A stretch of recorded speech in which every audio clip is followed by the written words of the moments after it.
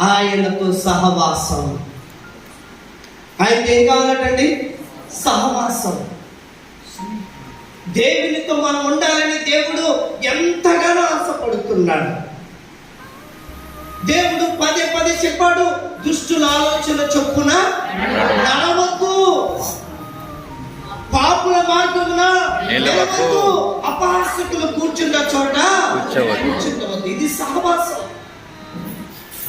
దుష్టులతో మనం సహవాసం చేశామా? మనం కూడా దుష్టుని సంబంధులమే అయిపోతాం. ఈరోజు ఇప్పుడున్న అందరితో పరిశుద్ధాత్మ దేవుడు మనతో మాట్లాడతాం. మన సహవాసం ఎవరితో ఉన్నది? ఎవరితో నీ స్నేహం? ఎవరితో నీవు సహవాసం కలిగి ఉన్నావు? దుష్టులతో సహవాసం కలిగి ఉన్నామా? దుష్ట ఆలోచన కలిగి బ్రతుకుతాం.